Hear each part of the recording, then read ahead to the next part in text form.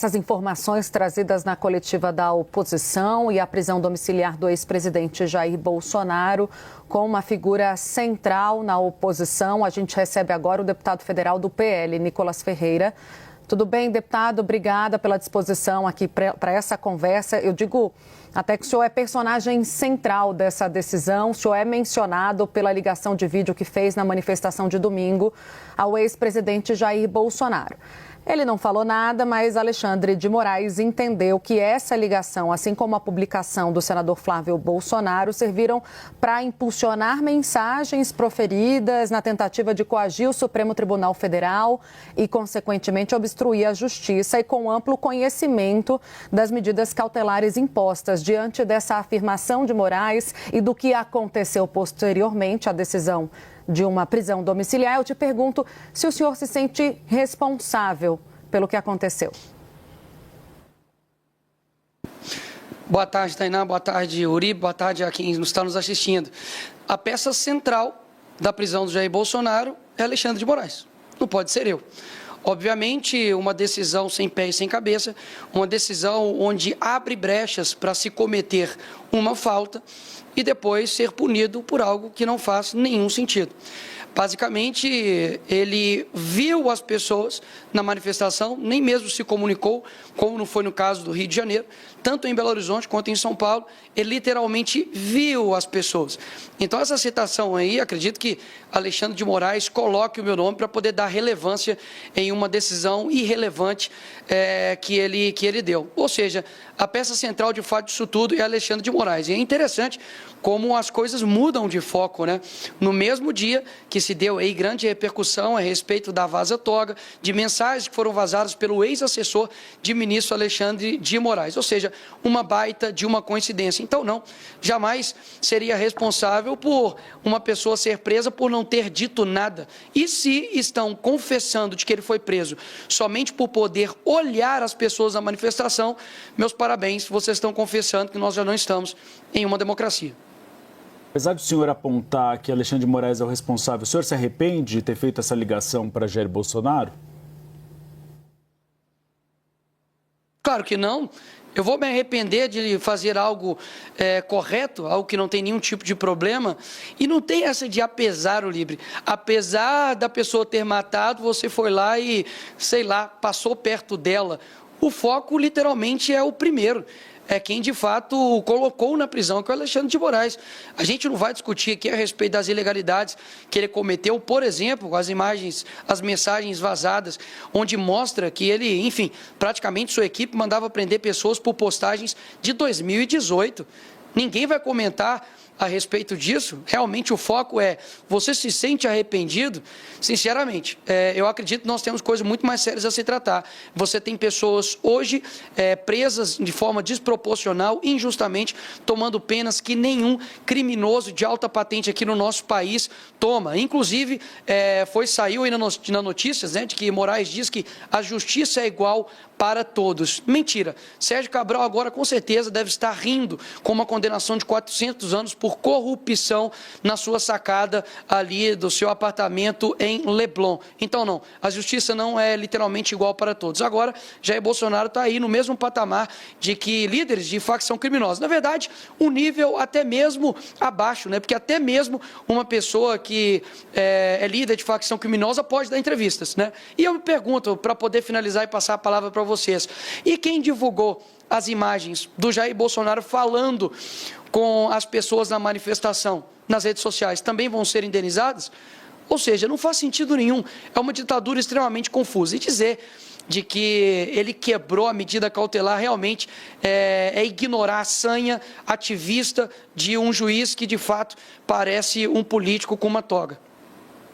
Deputado, eu queria saber como é que a política pensa essa estratégia jurídica ainda, a insistência que virá por parte dos advogados. Eles estão elaborando um recurso, basicamente para afirmar que Bolsonaro não descumpriu a medida cautelar imposta pelo ministro Alexandre de Moraes. Conversando mais cedo com aliados do ex-presidente, pessoas próximas também ao senhor, eles entendem que não há mais caminho jurídico para reverter essa decisão. O senhor concorda concorda e a estratégia política que está em curso, que é de muita pressão sobre a Câmara Federal. Falo da Câmara porque o senhor é deputado.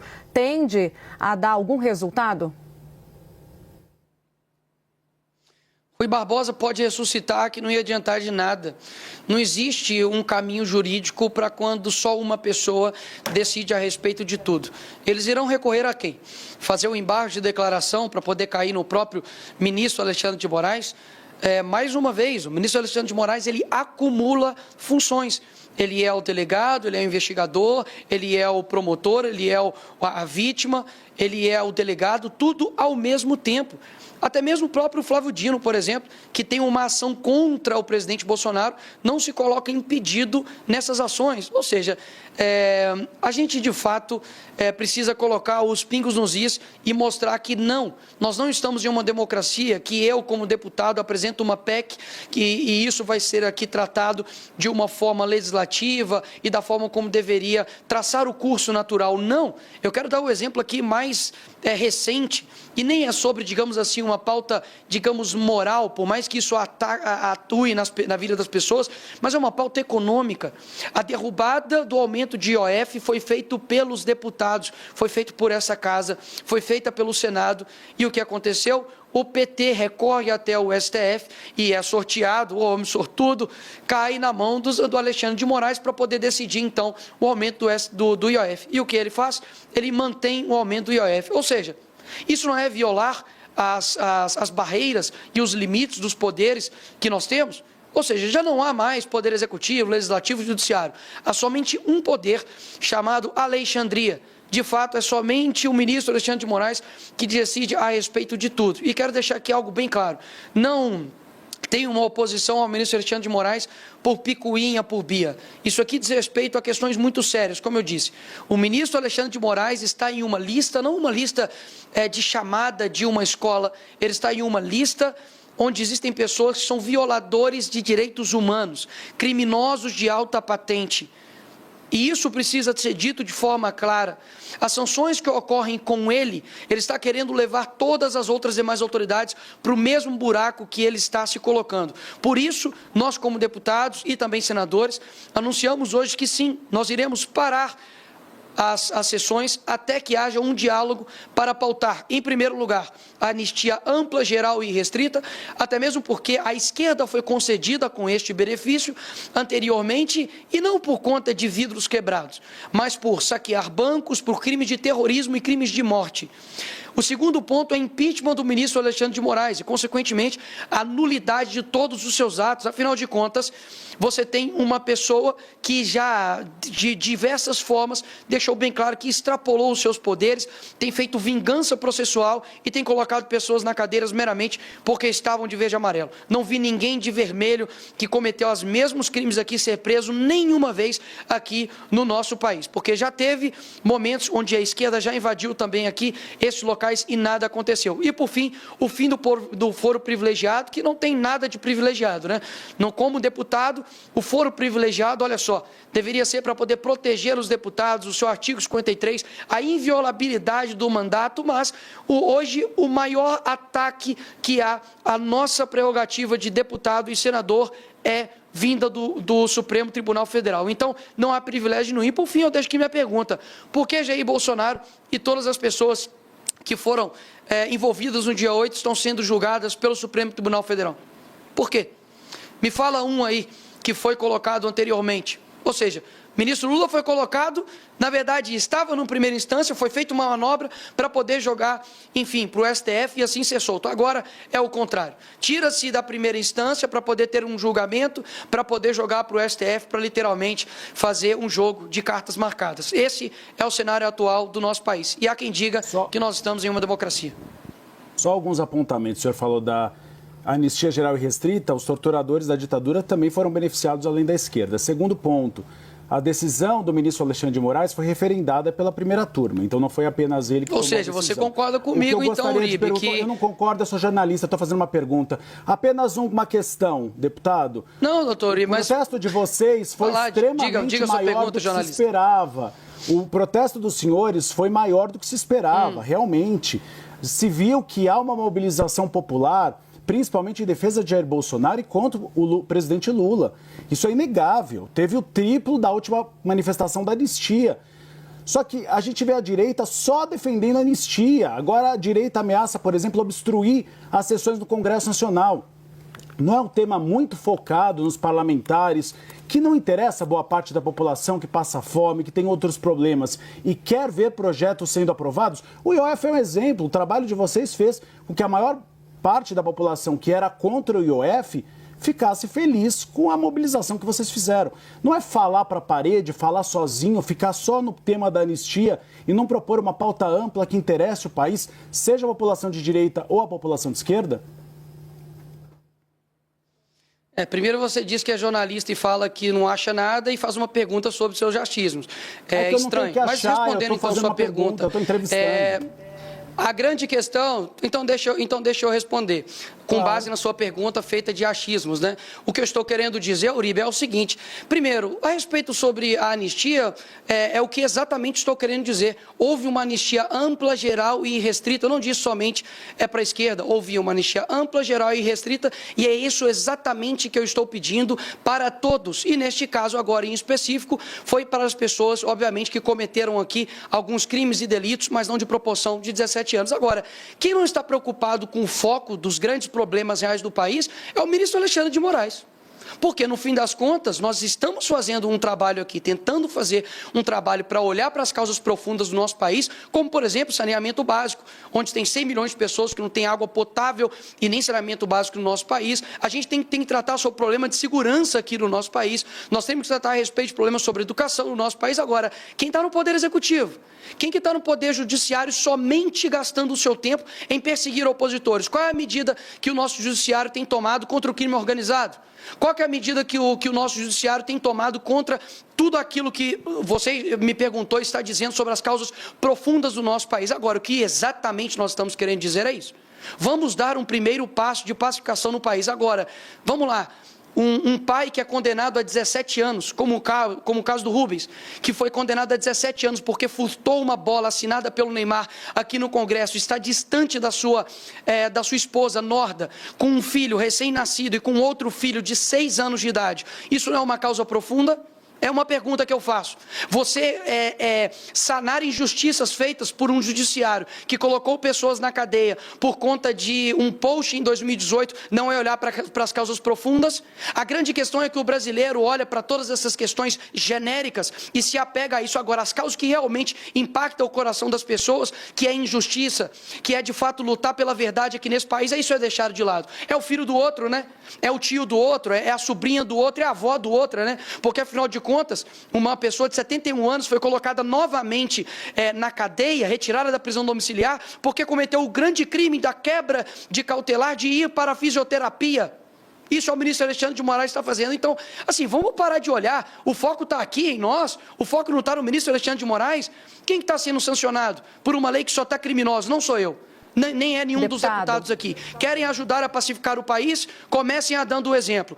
Começando pelo ministro Alexandre de Moraes. Deputado, a gente precisa gerar um pouco a nossa entrevista. A gente tem a Clarice Oliveira, nossa analista em São Paulo, para fazer a próxima pergunta. Boa tarde, deputado. Obrigada pela entrevista aqui ao Bastidores CNN. Eu gostaria da sua opinião a respeito das tarifas impostas ao Brasil pelo governo dos Estados Unidos. A gente tem ouvido com muita frequência no campo governista o argumento de que o bolsonarismo, os apoiadores do ex-presidente Jair Bolsonaro em geral, mas especificamente Eduardo Bolsonaro, que está lá em solo americano, estariam ali incentivando, de certa forma, o governo americano a impor essas taxas ao governo brasileiro, aos produtores brasileiros, aos empresários brasileiros, num movimento aí que acaba sendo prejudicial para tantos setores que vão ser impactados. Então, gostaria da sua avaliação sobre a decisão do governo de Donald Trump e o papel do bolsonarismo diante das negociações aí a respeito dessas tarifas. A posição da esquerda é sempre de colocar a culpa no outro, né?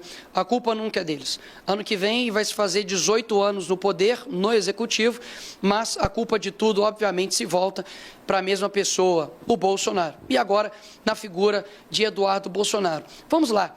A influência que o Eduardo Bolsonaro está fazendo no governo americano é um ataque à soberania?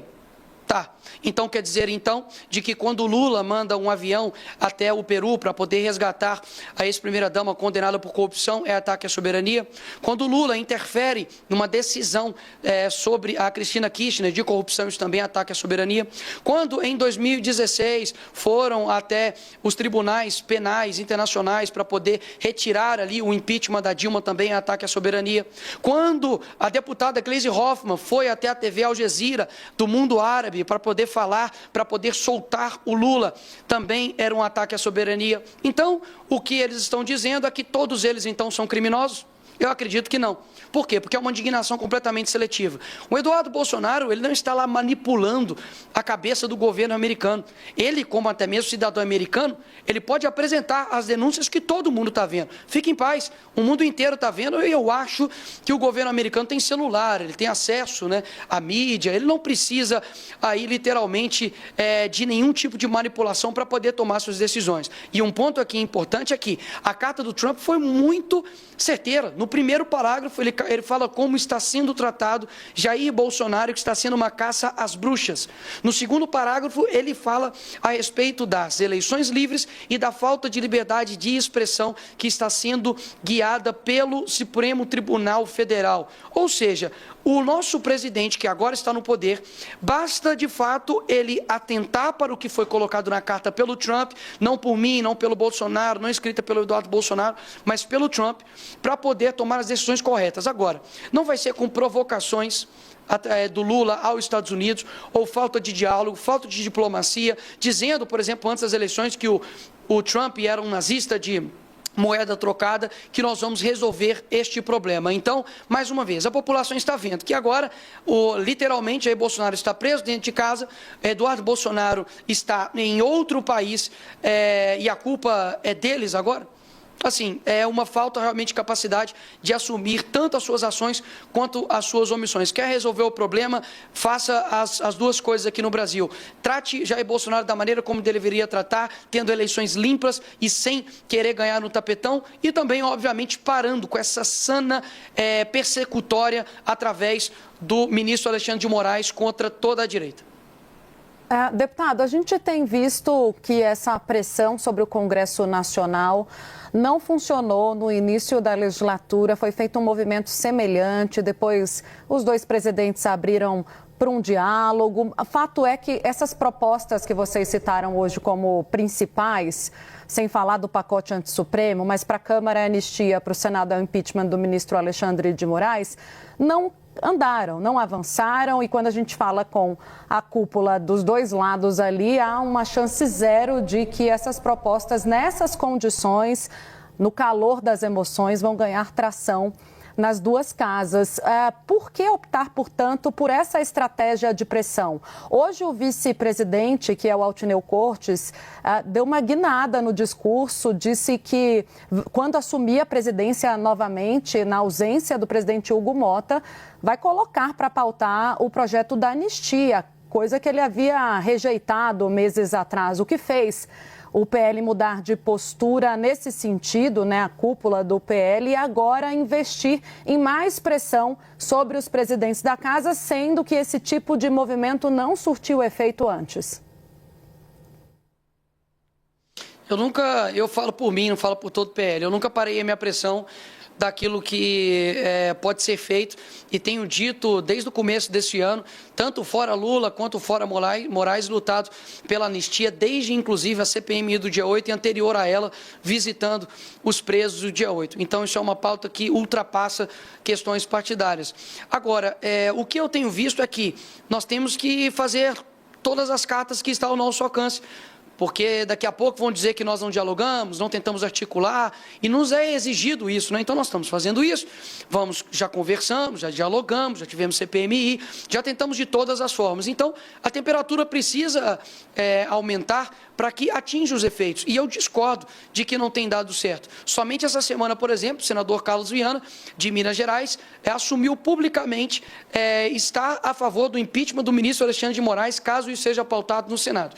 E agora mesmo, a Margarete Busetti, de Mato Grosso, acabou de também divulgar publicamente de que é favorável ao ministro ministro Alexandre de Moraes. Então, antes do Cunha brigar com a Dilma, qual era a possibilidade do impeachment? Não sei, talvez poucas. Então, eu aprendi que, como cristão, eu tenho que fazer o certo sem esperar que dê certo. A minha parte eu estou fazendo, lutando pela opinião pública, lutando pelo aquilo que é certo. Eu tenho firme fundamento naquilo que eu acredito, naqueles que estão, de fato, atacando a nossa democracia. Podem me atacar do que for, podem criar a narrativa que for, mas nunca vão me achar numa lista de corrupção, nunca vou ser responsável por, inclusive, é uma pauta importante, né, do nosso Brasil, que é investigar, né, quem são os culpados e responsáveis por roubar as pessoas no INSS, mas isso eu acredito que nem o ministro Alexandre de Moraes, nem o Lula estão preocupados, e nós protocolamos, né, aqui uma CPI. Dá uma olhada lá se o PT assinou. Então fica bem claro aí quem realmente está querendo colocar o Brasil para frente. E se todos os indicativos aqui do nosso Brasil, tanto de IDH, quanto de educação, quanto de segurança, não estão ao nível que o Brasil deveria estar, a gente precisa fazer algo diferente. O Brasil tem tudo para poder dar certo, nós temos excelentes pessoas aqui, o Brasil é maravilhoso, unidos nós somos maiores, mas existe uma trava chamada PT, a esquerda e principalmente a figura do Alexandre de Moraes, que tem travado o nosso país. Eu quero muito conversar sobre os grandes problemas também do nosso país, mas, infelizmente, por conta de um ativismo judicial, a gente precisa libertar pessoas inocentes e muitas delas com penas desproporcionais. Deputado, amanhã acaba o prazo do Donald Trump para o tarifaço, que deve ser imposto principalmente contra o café e a carne brasileira. O governo federal deve enviar um pacote para o Congresso Nacional. O senhor defende que o PL paralise essa obstrução, pelo menos para votar essas propostas? E o senhor é favorável a medidas que ajudem os setores econômicos afetados pelo tarifaço? Eu não sei quais são o pacote vindo do PT, principalmente eu não posso falar. Eu preciso analisar primeiro qual que é o pacote. Dificilmente o PT manda...